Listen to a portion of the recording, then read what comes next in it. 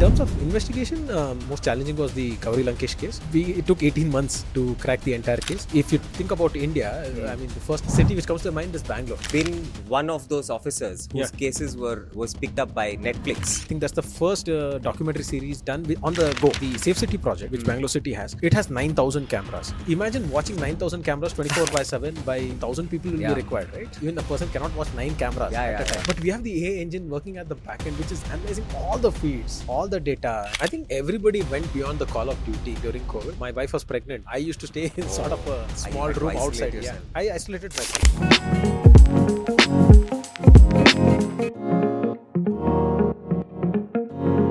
Hello, sir. Hi.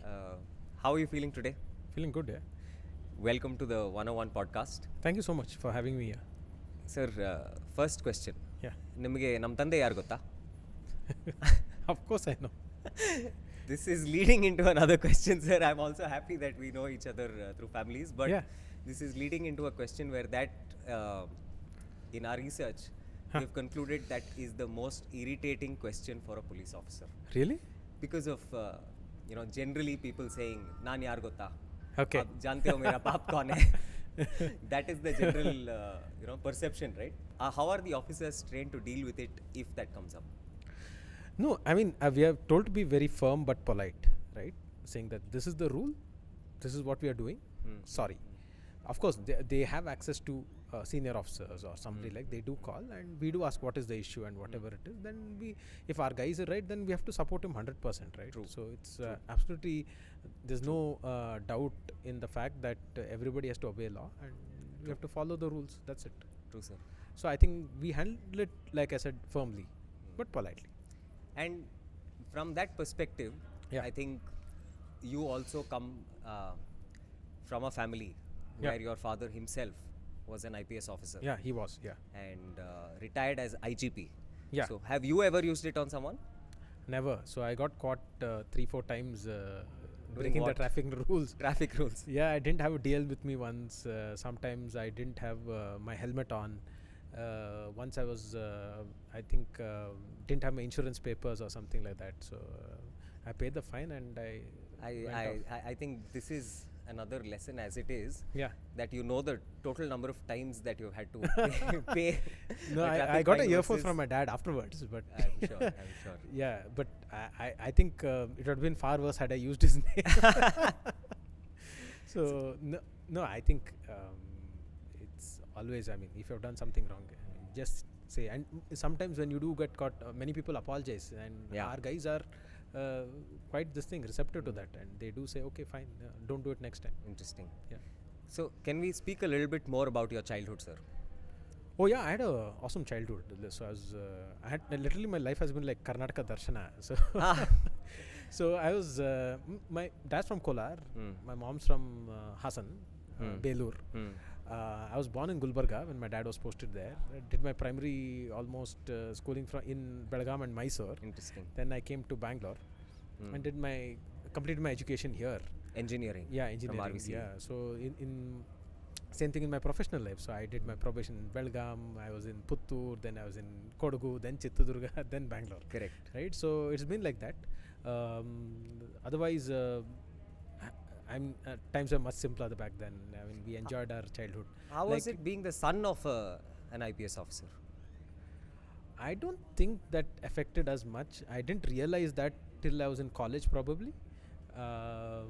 My mother was very particular that we have a very, very normal upbringing. I mean, no airs, no hang-ups, nothing like that. I think we went in a school bus with our friends. We came back in a school bus. Interesting. Parent-teacher meeting, both parent and teacher, both. Very nice. Yeah, took classes. But with an erratic schedule of an IPS officer, he was willing to take that time out? No, not really. He was really busy. Yeah. But he was always there. I mean, some function in school or the thing, he was there. But it's more to do with mom. I think all credit goes to her. I think she would literally make me and my elder brother sit and ensure that we studied. So I think especially mothers play an important role. I think so. I have now 2 daughters, so I truly appreciate what my wife goes through and what she does. Right, I think we don't have that until you actually have your kids, right? So I mean, of course, you'll know your parents telling you you have kids, you'll realize what it is.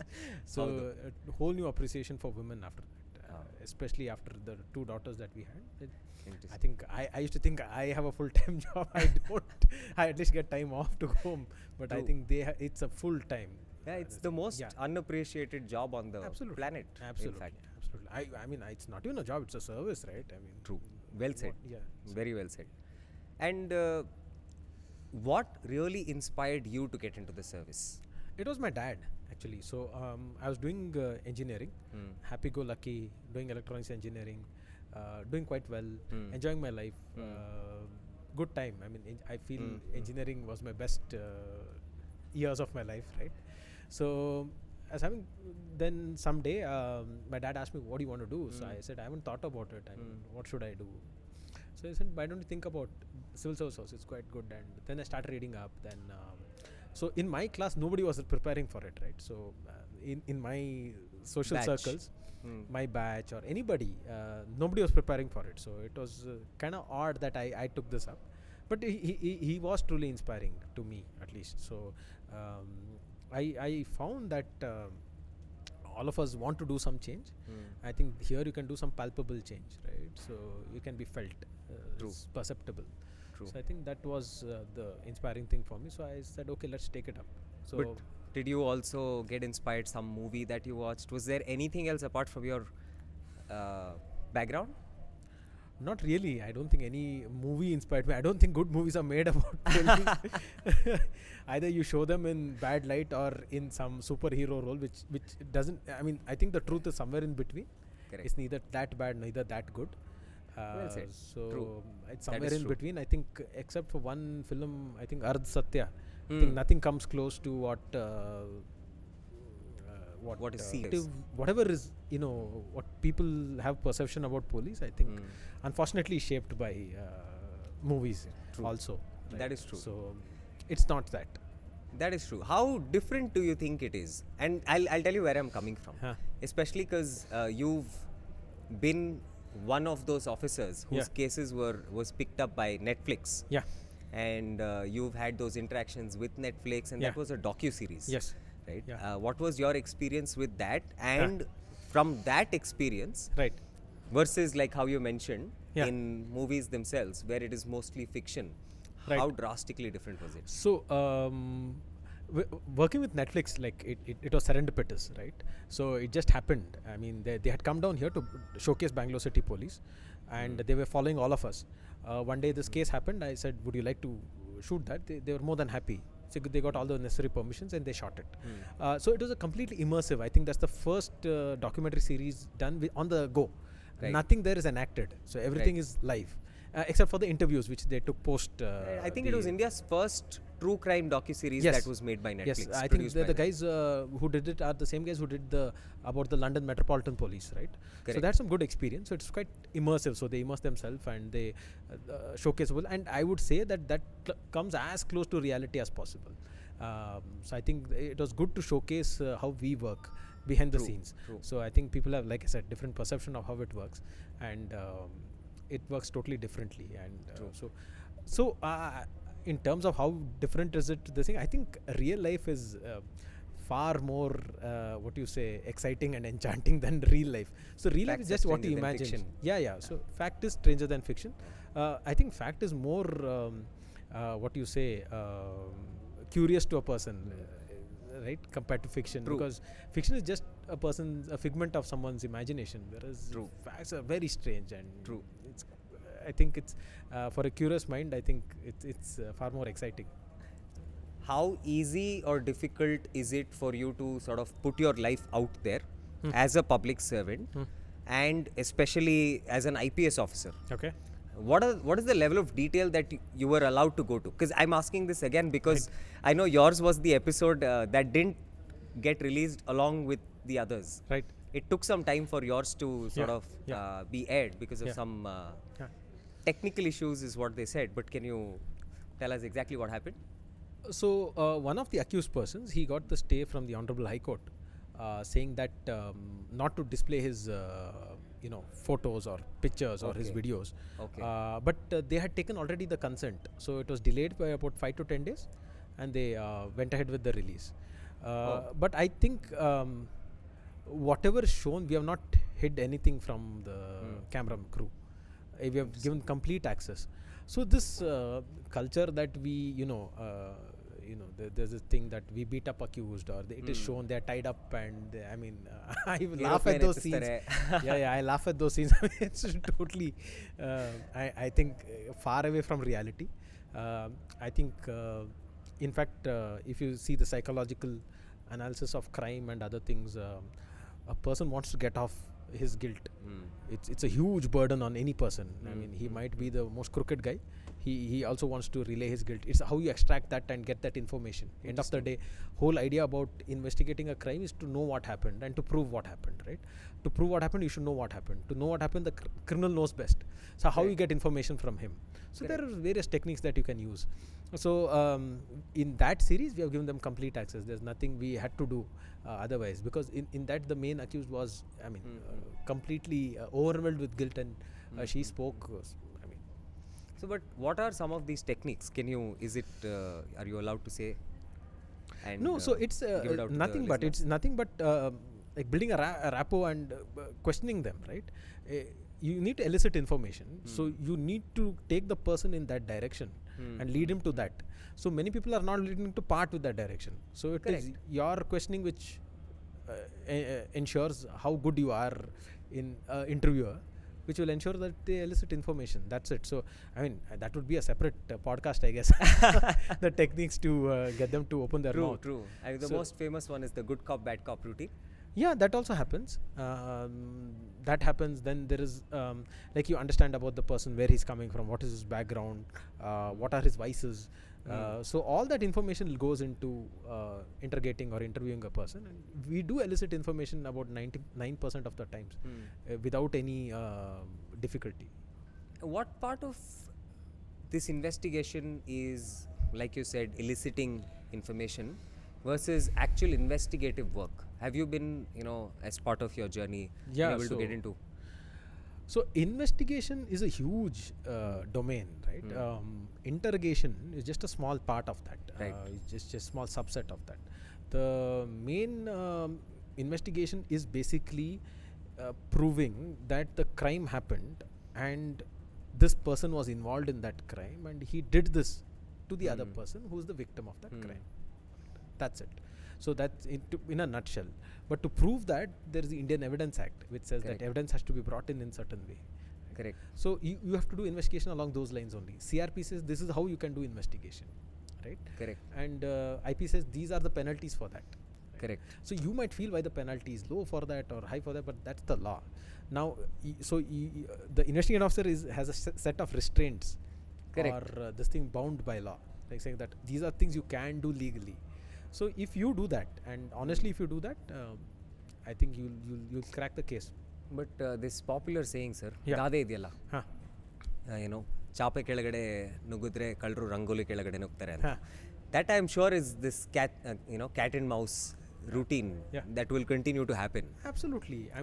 There's a very famous saying, it says crime is a function of society. So I think as long as crime happens, police will be relevant, right? True. And criminals are always 2 steps ahead. You take cybercrime, for instance. It's only when a large people get duped by it, they report it. It's only then we start thinking along those lines. Oh, okay, this also could have been done, right? True. So it's been for eons. It's been like that. So it's going to keep happening. So as and when the progress of humankind goes along, right, there'll be progressively much more smarter criminals happening, and we need to be smarter than them to catch them. That is true. Yeah. So from that perspective, how often are you allowed to upgrade your technology? When I say that, of course, today we are in the world of AI, where it's absolutely impossible to differentiate real from fiction. Yeah. Right. Also, I think there was a new release by OpenAI. Yeah. That allows you to make actual films. Right. Right, with a single sentence prompt. Yeah. So in a world of AI, how difficult does it continue to get, especially when it comes to crime and solving for it? So technology has always been used for both purposes, for good as well as bad, right? So the criminals use it for bad purpose. So AI is no different. It is the latest technology which is going to be used for crime, right? So you have deep fake. Exactly. As an example, you have the dark web, Yeah. right? Then you have drones being used. So there are multiple types of technologies being used, and now AI is the new thing. True. So it's the buzzword now. So everybody's talking about it. It is challenging. I think new technological challenges will bring about, a certain kind of rethink on how we do our investigations, and certainly we need to catch up to it. So I think we are always constantly learning as well. We are trying to find out, okay, how, when say X happens, how do we solve that X? Right? Interesting. So I think we are also have to keep abreast with the latest technologies, and we need to keep ourselves updated and use that to counter the negative effects or the bad effects or the ulterior motives of criminals.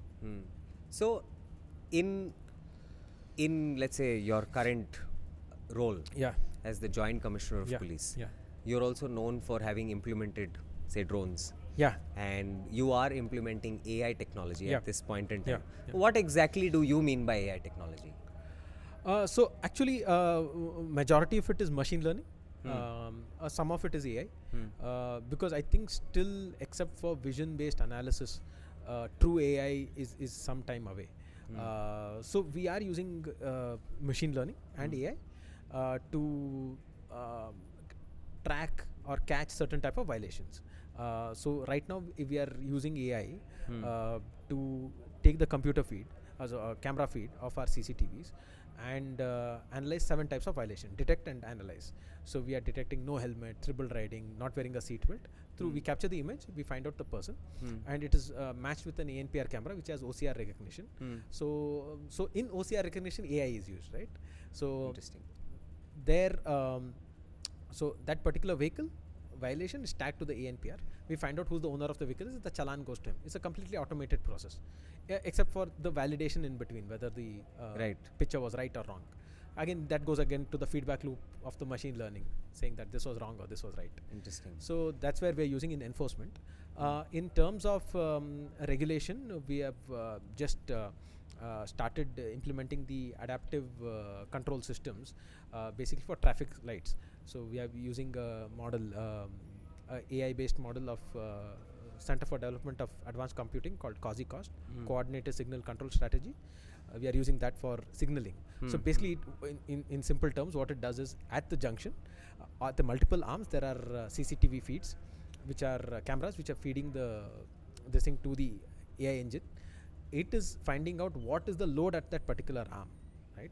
If there's no vehicle there, it will not allow, it will be red only. And if there is a predefined area where it gets loaded, then it allows. If there's an emergency vehicle, it is detecting an ambulance and allowing that arm to go. Right? Oh, this is happening in real time now? Yes, it's going to happen.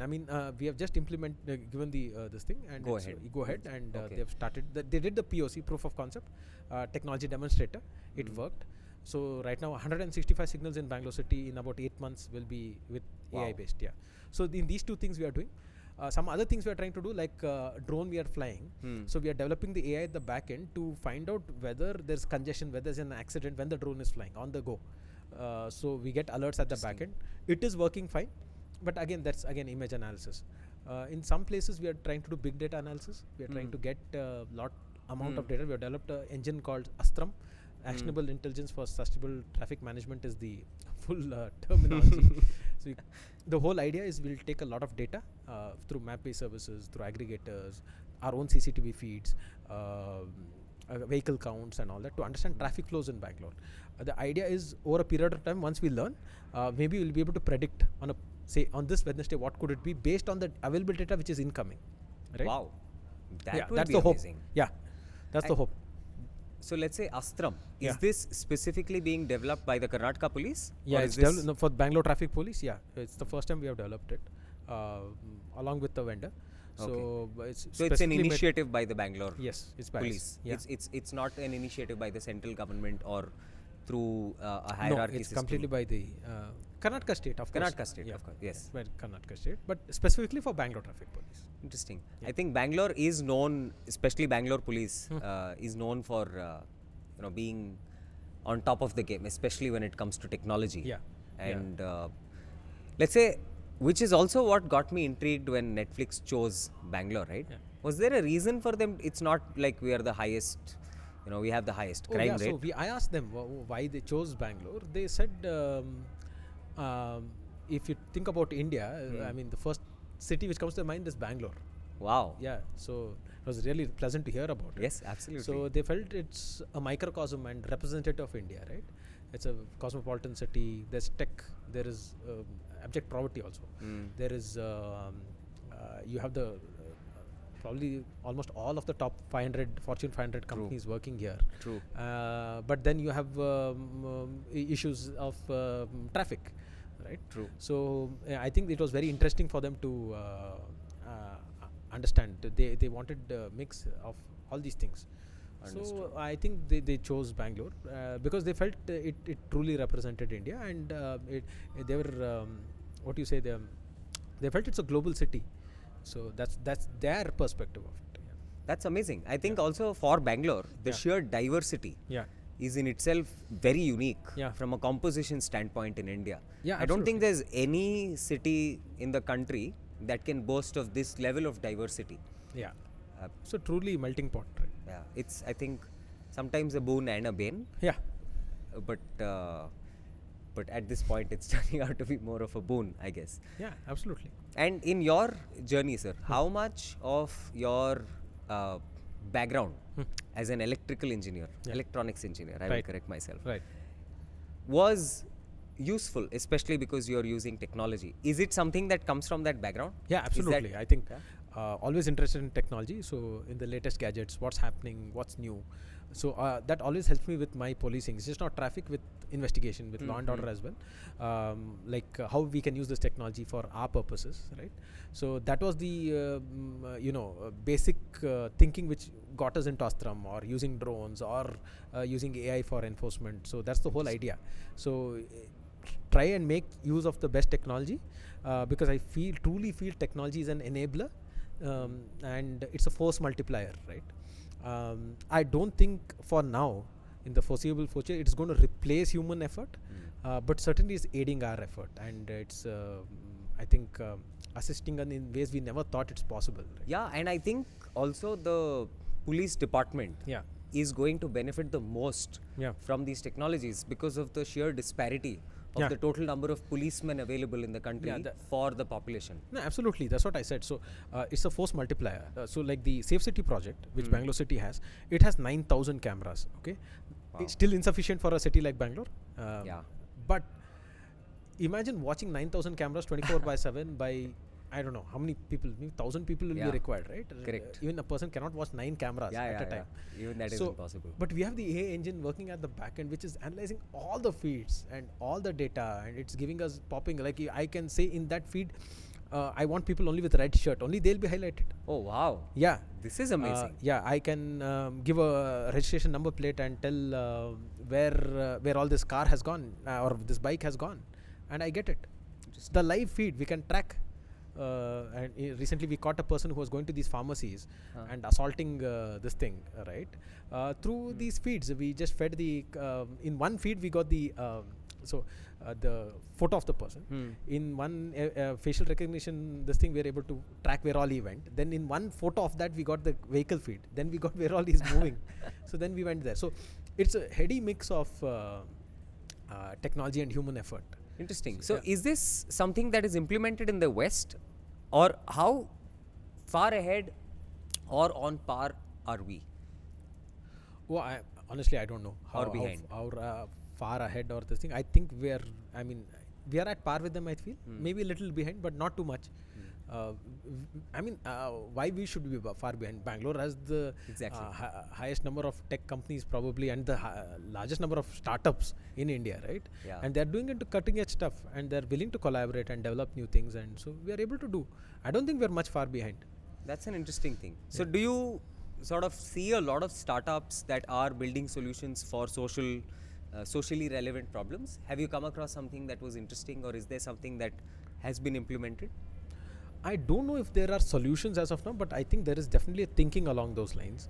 I have not seen any particular product per se, but we host these hackathons and datathons, right? So you have a lot From the department? Yes, we do. So in 2023, we had a hackathon which was organized in IIITB. In month of January, we had about 2,000 participants doing that. This time there's a datathon. It's open to companies as well. Very interesting. People have, I think already about 6,000 people have registered as of date. So I think there is a lot of interest in developing solutions for everyday problems faced by police, right? So I think maybe shortly there might be some good product which might come out of this. Yeah, for our viewers, where do they have to go and find these announcements? So we have a KSP website, so Karnataka State Police website, ksp.gov.in. You can just log into that. All the latest news updates are there. You can just have all your announcements, hackathons, all call fors are done on the website. On the website, the announcements are done. Correct. Of course, there's a separate portal for registration and all that. Correct. But announcements. So I mean, I think we need to improve our social media presence as well. I think this generation is totally into social media. We do have, but I think more presence is required, especially for these things. What has kept you away from social media? We had a conversation off camera. No, it's just a personal choice. I feel it distracts you a lot. So it does. Yeah, it takes a lot of your time. And with the kind of job that I have or have been having for the last 10 years, I think you have to compromise somewhere. I rather compromise on social media. But do you think today it's come to a point where even current affairs and let's say the most relevant information is consumed on social media? Is that? Absolutely. So it's like basically information on your fingertips, right? Just to give an example, like when I was in school, we had to go to the central library to do our projects, right? So I still remember fighting over books. Somebody probably would have that on the page and kerosene smell of the Xerox machine, right? To do your projects and you are so happy doing it. But today I think there's information overload. I mean, there's so much information. You don't know what to choose. That is true. So that's the change which has happened. Now, whether you can use it for good or bad, it's your choice, right? You can still use that information to learn something new. You can probably take up a course in cooking, probably, if you like cooking, right? Which you did not have access to otherwise, right? You can go to the open universities. Yeah. Right? There's so much resources available to things. Like, for example, I learnt a few things from the IASC and the IIT Madras libraries, right? Interesting. So I think that's good that way. But it's your choice whether how you let it impact you or control you. I think these days a lot of people are on social media. It's so addictive, right? Keep scrolling, especially with reels and shorts and whatnot. So it's quite addictive. So I didn't want to basically give much time to that, and I thought, okay, because as it is, my work is quite hectic. So I wanted to stay away from that. So it was a very conscious decision to stay away.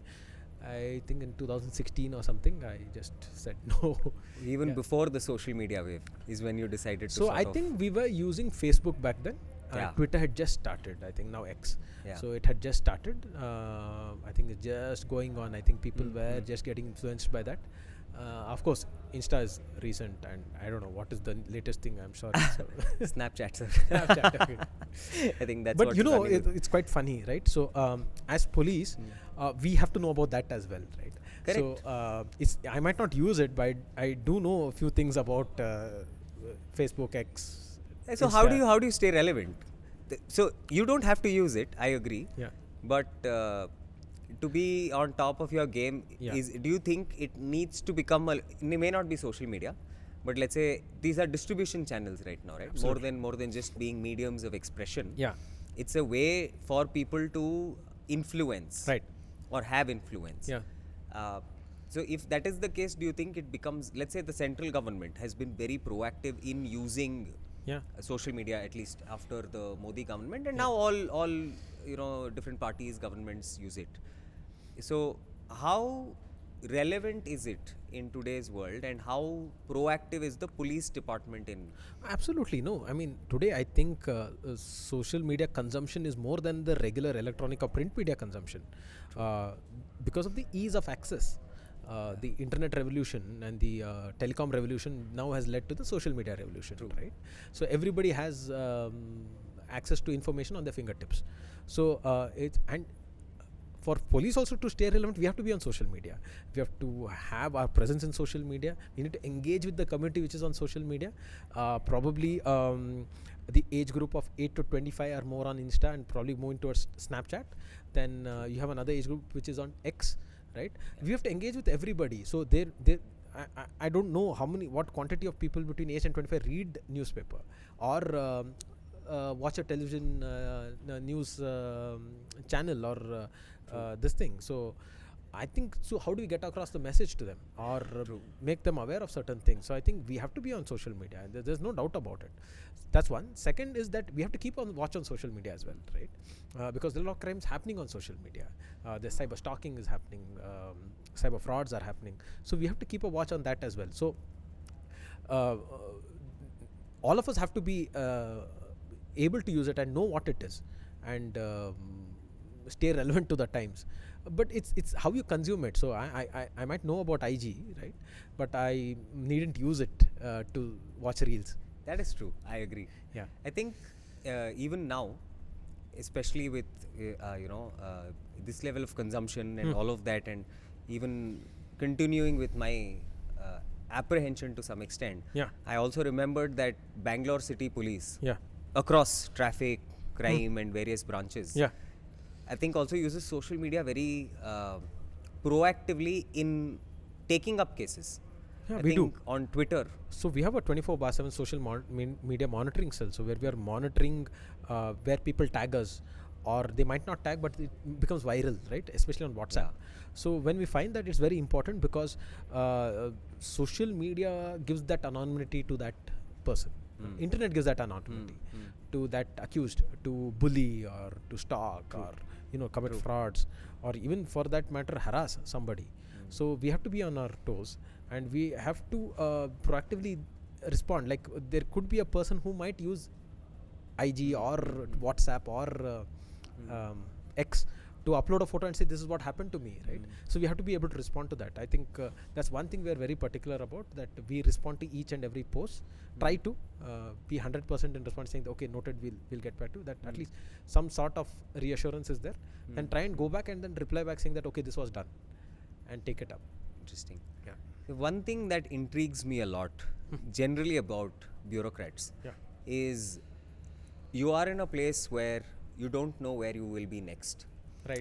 Right now you're serving as the Joint Commissioner of Police for Traffic, but just before this you were in CID.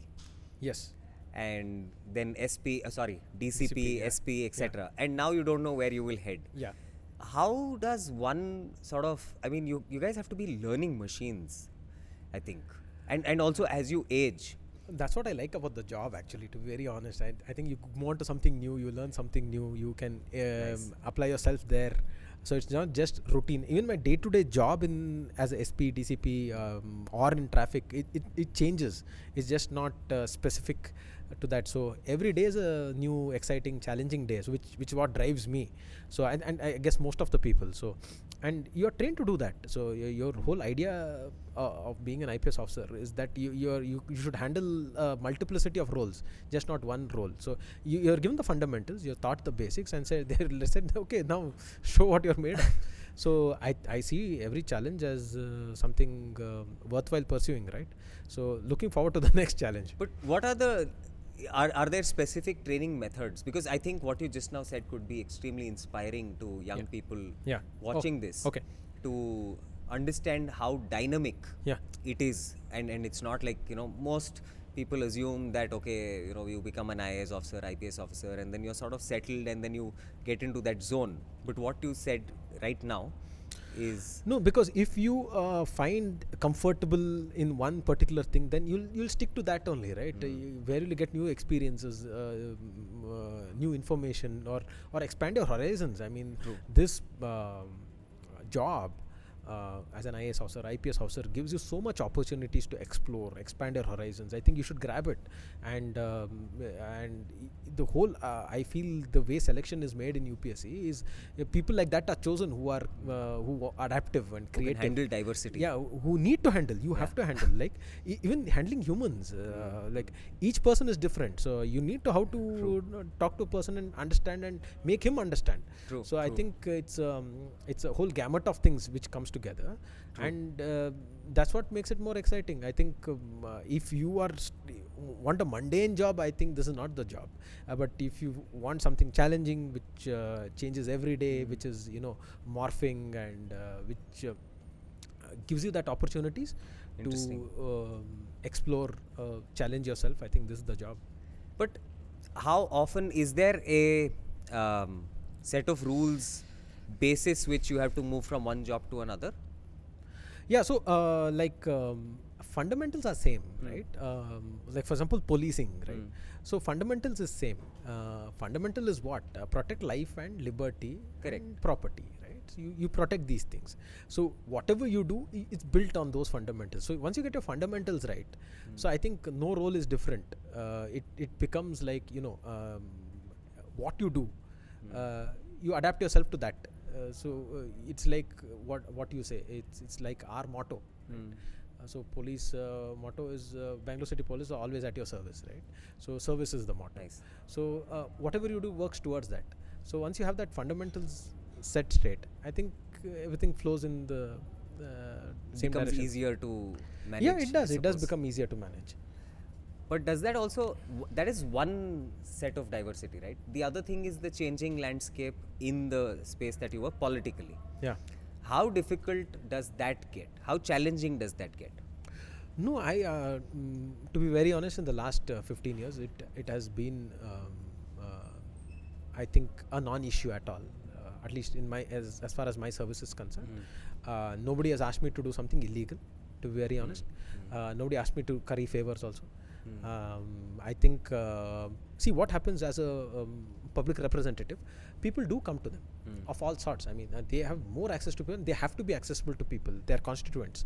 So they do approach them and they do ask the things. So when they call you and ask what is the issues, you can, if you know, you can say yes, this is the issue, or you can revert back, and you can convince them, and that's the whole idea, right? So I don't think. I think it's, again, like I said, it's a perception driven in media. I honestly never had any issues of that sort. Oh, that is nice. Yeah. Because the thing that you hear is that, when parties change, they come and have their own, the officers that are favorable to them, or vice versa. I think again it's a perception issue, right? So touchwood, last 4 governments in Karnataka, I've been in all decent postings, so I never had to go and ask or beg or something like that. Government recognized and government gave good posting. So if you do good work, it translates into some other better posting. That's what I feel, and it's what has happened. And it's not just me. A lot of officers have had this thing. So I think these things are, I think, again, perceptions which I think a lot of people have, unfortunately. But I don't know, from my experience, it has been a non-issue. Like you said, touch wood. Yeah. And in let's say, one personal thing that I've always thought of. In fact, when I was very young, there was a family friend who was a police officer. Okay. And again, good family friends, so they would come home, we would go to theirs. Right. So one big thing, that complaint that auntie always had was that, police buddhina maneg ತಗೊಂಡು ಬರ್ತಾರೆ ಅಂತ. Yeah. So why I'm asking this to you is, you are surrounded, and you're completing your 15th year as an IPS officer. Yeah. So you are surrounded by, to some extent, you can call it negativity. You are prone to handle challenges that most people are not. Yeah. There's a lot of negativity. Yeah. A lot of negativity around, right? And so how do you manage that with, back home? Has that ever been a challenge? Initially, when I joined service, it was a problem. I would let it affect me sometimes, but gradually you get to handle it, right? So what I do is basically I know who I am. I'm confident in these things. This is the maximum I can do, right? And I feel I give 100% in whatever I do. So my conscience is clear, right? So in terms of giving effort or giving it my best, I'm doing it. So in spite of that, things go wrong or people don't like it, or everybody has an opinion. They might like or might not like it. So just to base your this thing on their opinion, I think is wrong. Of course, constructive criticism is always healthy. It's welcome. It should be welcome. I think that's where you learn. That's where you did something, but it didn't work out. But if somebody said, had you done this way, it would have been better. And probably if you rethink at it and said, okay, let me do it that way. True. So, and there are people who do give constructive criticism, but mostly it is the negative type of criticism.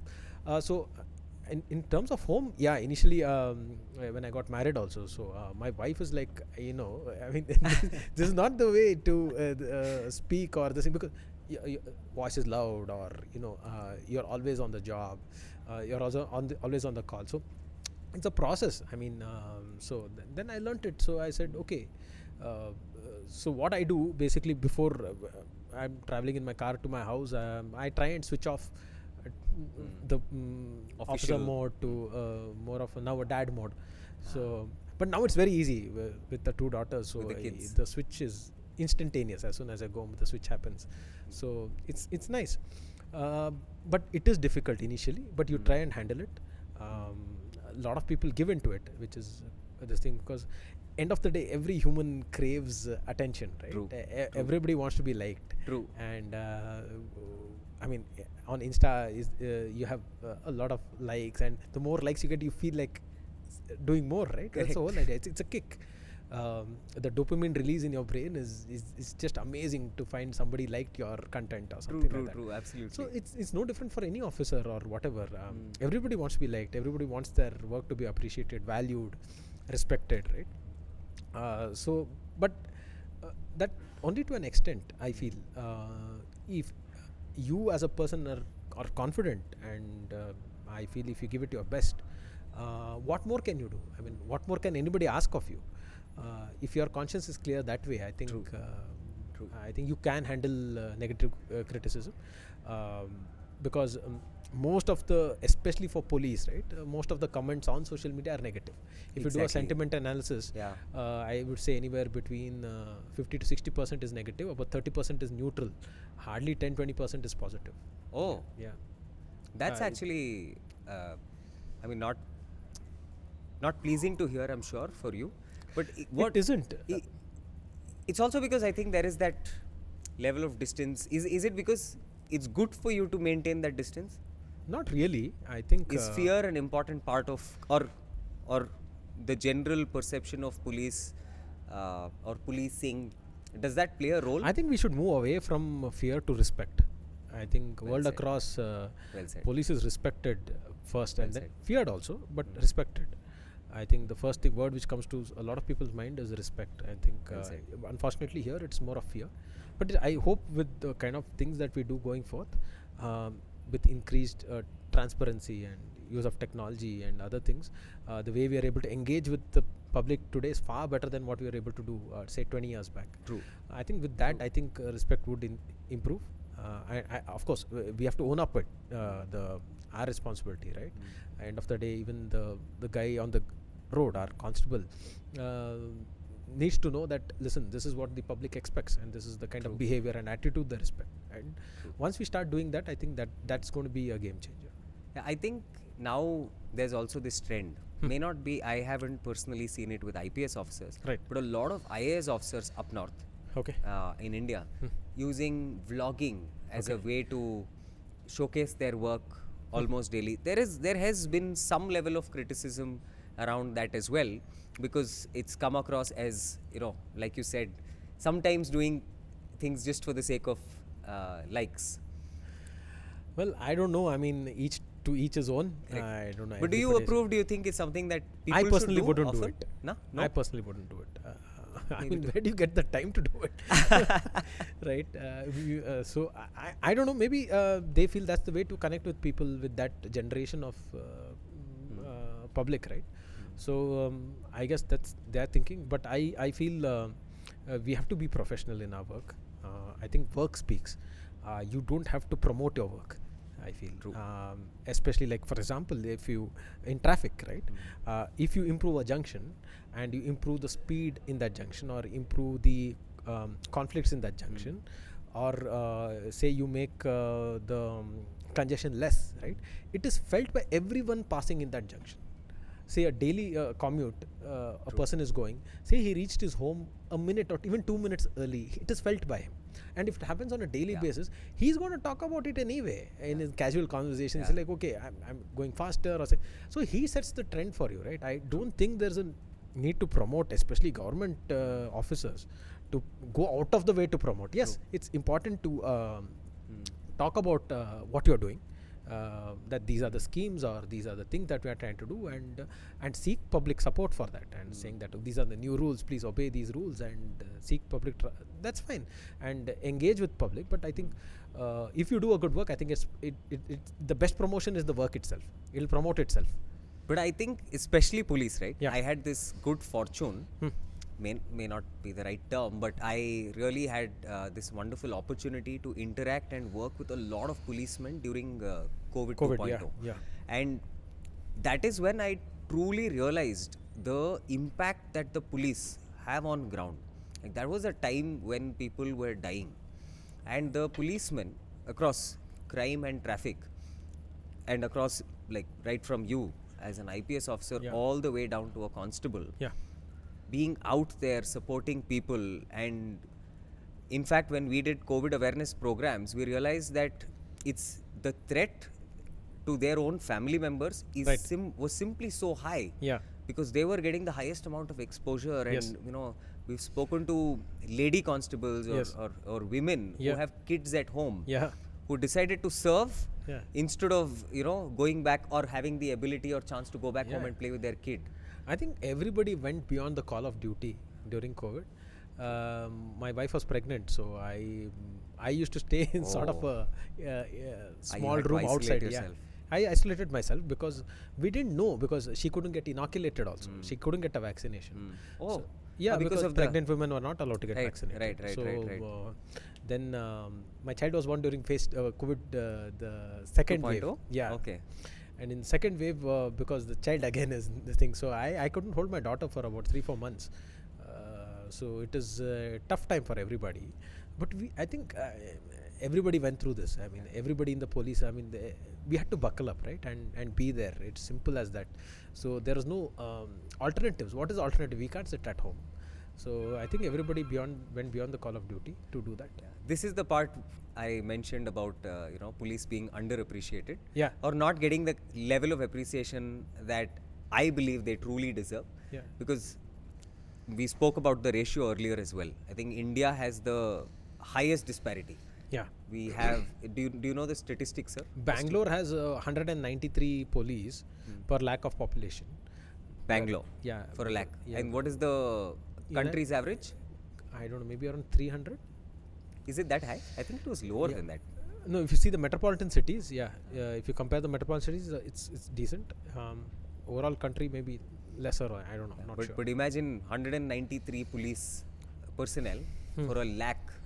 Is in itself. I mean, I don't huge think disparity. It's a huge disparity. So in terms of your, let us say, multiple roles, right?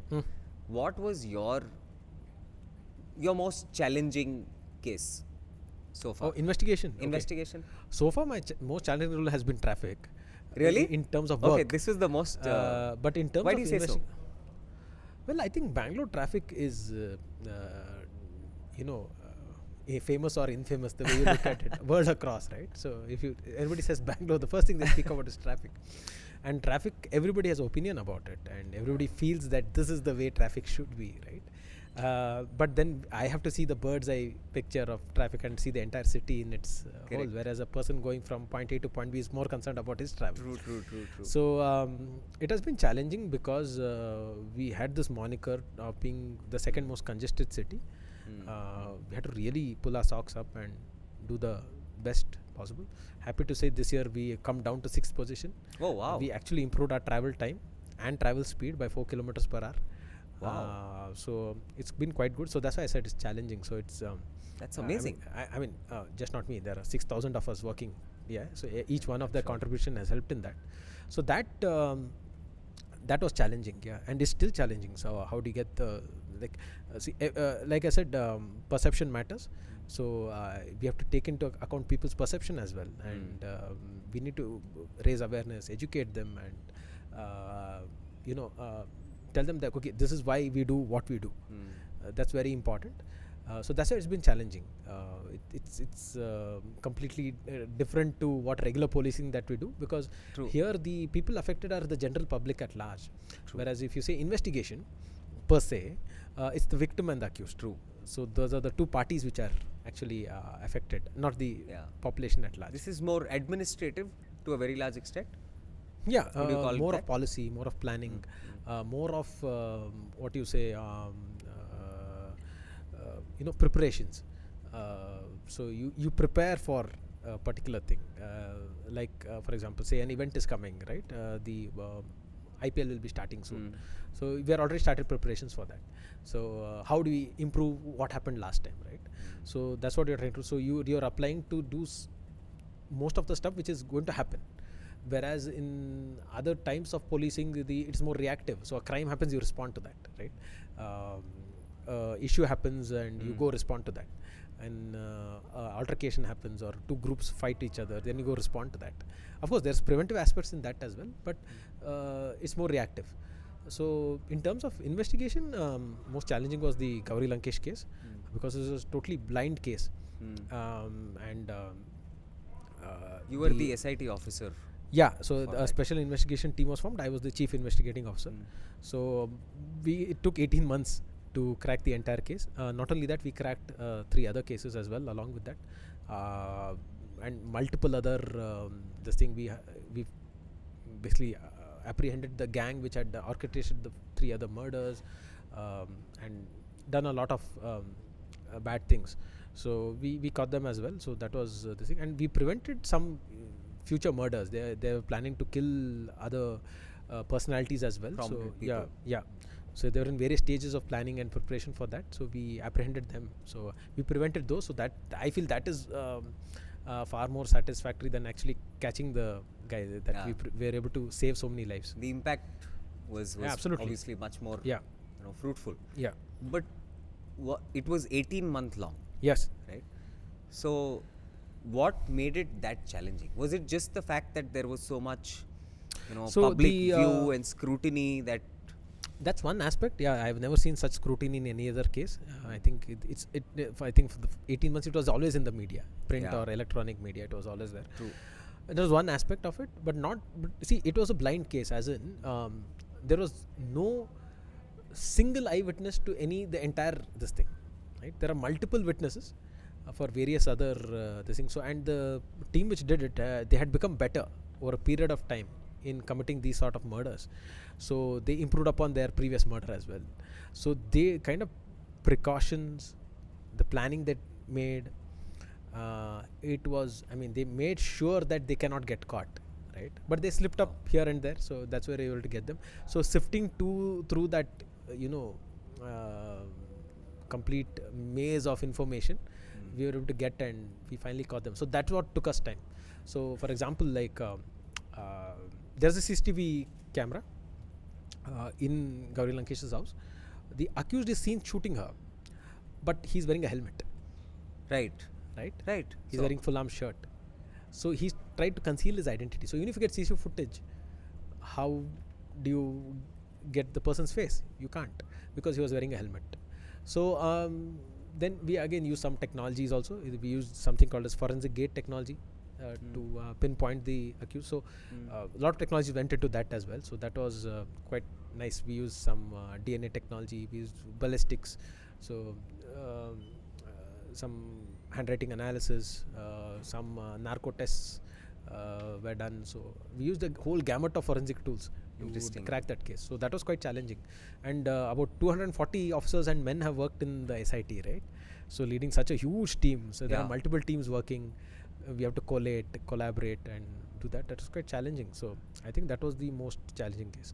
How does one let us say, move from a role that is a DCP or an SP or very specific to the department, Right. to something like being the chief of a special investigation team? So again, like I said, the fundamentals are all taught to you. You're aware of all the things. Like you're told. I mean, your training teaches you how to investigate. It is just immersing yourself in that role and doing that much more, because this was a high pressure case for us, because the previous 3 murders had happened, and it was a extremely sensitive. I think there were 2 protests held after her death, and about 10,000 or 15,000 people gathered. So there was huge public outcry also for that, and so it's sensitive as well as sensational, and like I said, it was always in the media. So that I mean, I guess like I said, that brought out the okay, let's take up this challenge, let's do it. So fundamentals are taught to everybody. I don't think there is anything extra that goes into anything, right? It is just that given a particular case, what you have to do for it. So what all you need to prove the guilt of the person. Interesting. That currently remains in court. Yes, it's currently under trial. Interesting. So I think while you're going through these challenges, right, as an IPS officer, what another thing that I want to ask is there a way in which this hierarchy moves? We spoke about how on the 14th year is when you get promoted to a certain rank. Yes. So how do you look at ambition? Is there ambition, or is there service motto? And either it may not be just for you, but overall in the service. How does that work? How does competition work inside the service? So I think everybody is service oriented. I think if you're not service oriented, you will not like this job, to be very honest. So the promotions are fixed. So you join as an assistant SP. In your 4th year of service, you become an SP, Superintendent of Police. That's for 10 years. Then you become a DIG. That's for 4 years. Then you become an IGP, that is Inspector General of Police. That's for 7 years. Then at 25, you become an additional DGP, Additional Director General of Police. Then you need to have completed minimum 30 years to become the Director General of Police. Right? That's again a promotional post based on the vacancies. Within the post, within the rank, the competition happens. Like there are many people would like to work as Joint Commissioner of Police, Bangalore City, right? So you try and aspire to work there. Everybody wants to work as Commissioner of Police, Bangalore City. It's very sought after post. So everybody wants to work. So I guess that's where the ambition comes in. So, but in terms of whether you work towards it, I mean, it's very difficult. So it's since these are all left to the discretion of the government of that day. So I don't think anybody can work or this thing towards maneuver around. Yeah, I think it's I think nobody can plan like that. But everybody tries and does good in wherever they are posted. So end of the day, it's a systemic thing. There is no way to sort of perform better and then become a commissioner faster. No, it doesn't work like that. It doesn't work like that. And what about non-IPS roles, sir? Where does it start? Let's say, what is the most basic version of police in the department? So there are 4 levels of entry to the police, right? The lowest is the constable. He's the lowest unit of the police force hierarchy. You join at a constable level, then there is the police sub-inspector level, then there is a DYSP level, then there is the IPS, the ASP level. So at 4 levels of entry are there. So you write competitive examinations and you get into this. For IPS, obviously you have to write the Union Public Service Commission, UPSC exam.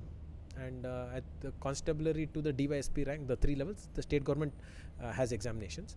The KPSC does for DYSP and the police department does for constable and PSI.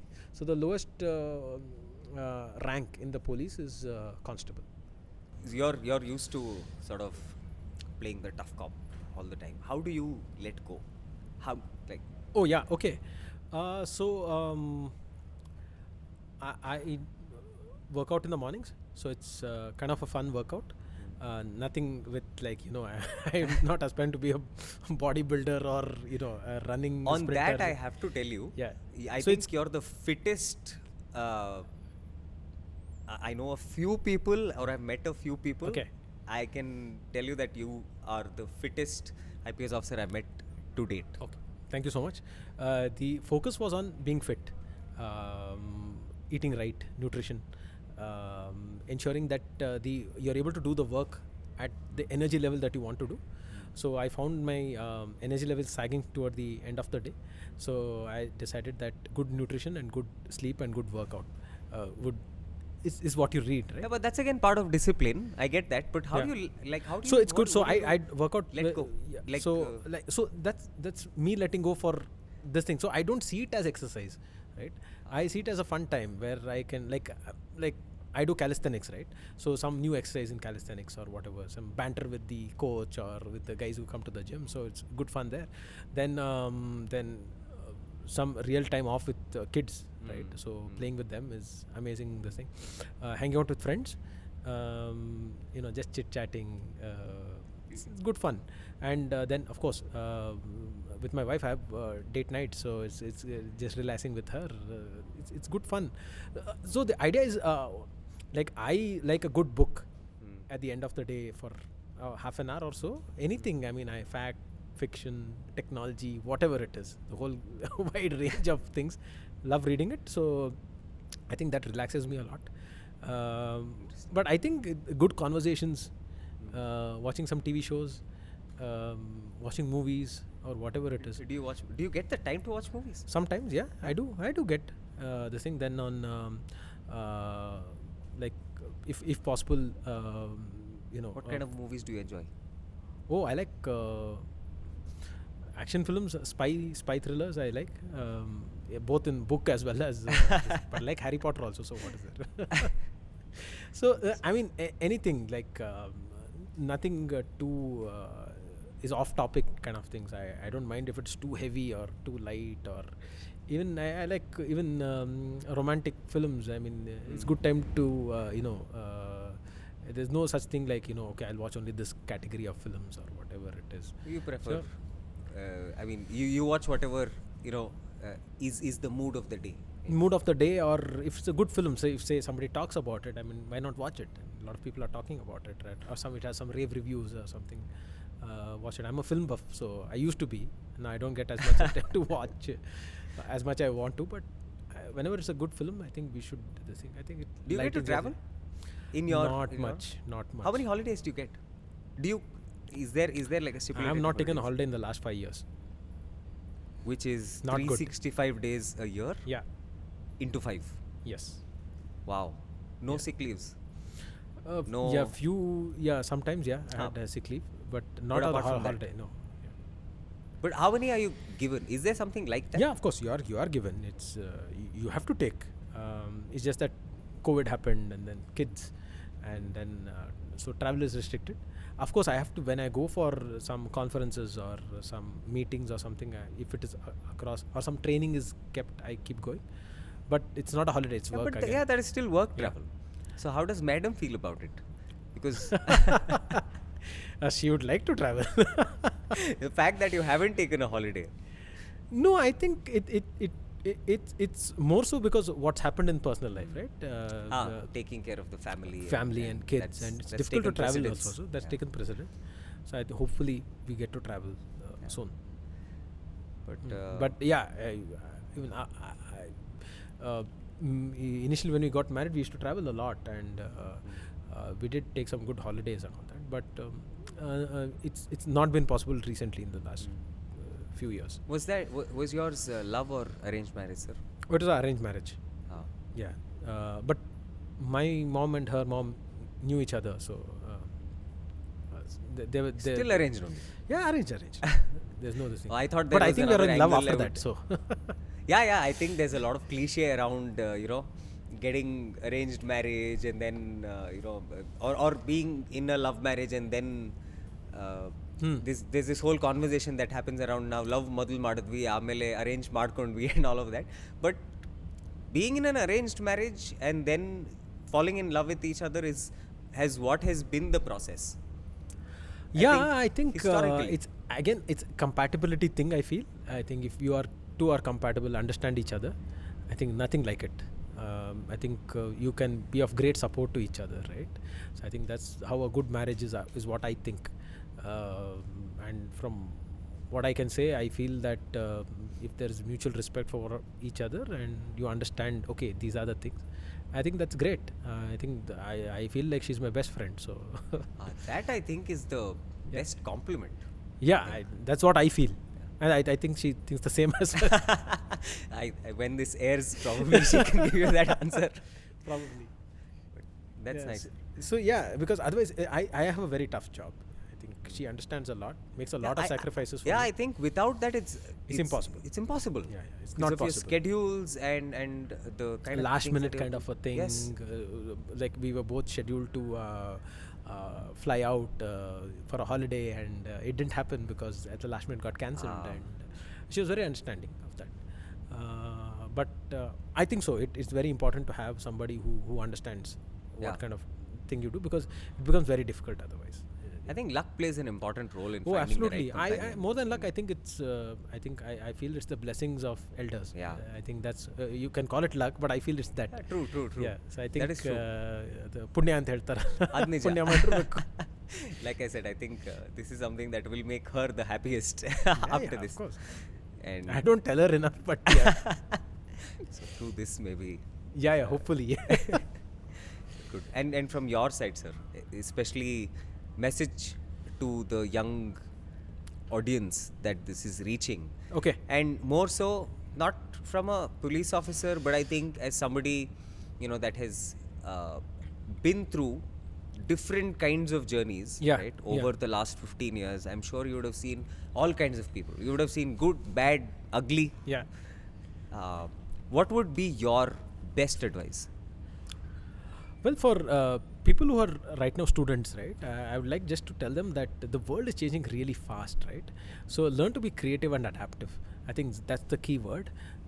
Get your fundamentals right, because I think like when we were students, we knew, okay, get into engineering, get into a job, write this exam, get into a job. So I think that's no longer the case.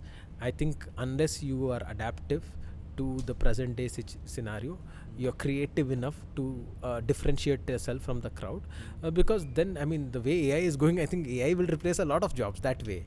So how do you differentiate yourself? How do you say you're better than that particular thing? True. Or in that particular thing? So I think that's where creativity and innovation comes in. I think that can be learnt over a period of time. I think parents also need to allow that in their children. I think it's just not about marks anymore, right? So I think that's for students. For others who might be listening in, like professionals and all that, I think it's very important to be passionate about what you do, and you need to be optimistic also. I think most of us are very kind of pessimistic about, like, say, okay, where are we heading? What's happening? I mean, we only see the negative things. If you see social media also, negative things sell, right? So if you keep scrolling the negative things, that completely. So, but that affects you as well. So everybody as a human likes negative things. So, but it's very important to be optimistic also, saying that, okay, and understand who you are. I think that I think something I can't explain, but understand this is who you are. This is what you can do. And deal with it. I mean, why try? And everybody can't be Virat Kohli, yeah? So I mean, he's the best there is in cricket, right? But that doesn't mean there isn't space for other cricketers, right? They're equally good or cricketers in that. So I mean, you should strive for perfection, right? But settle for excellence. I think what this reminds me of, I used to play cricket, represented a couple of zonals, and then was in the state probables team. Right. My coach gave me this one example. He said, and this I will never forget, he said, don't try to be Sachin Tendulkar. Okay. You can always be a Rahul Dravid, because Sachin Tendulkar is a prodigy. He was born, with a certain skill set. But Rahul Dravid was the one that would go into the nets and play one single shot 1,000 times. Right? And that led him to, to the kind of supremacy that he but had. all that stems from hard work, right? There's no substitute for hard work. True. And things are not going to get easy for anybody. I mean, take the UPSC for that matter, right? I mean, people think it's easy. It's not, and it's a great leveler. You might be a son of a former IPS officer, but no chances that you'll get into. You have the same chances as somebody else. True. So it's a great leveler. So like that, life is also like that. So I don't see why anybody should get disheartened that they're not talented in a particular thing. Probably they're talented in something else, but you need to find that talent and work really hard. I think there's no substitute for hard work, and once you work hard, I think the fruits of labor will be seen. I mean, and felt by you. I don't think you need to do much beyond that.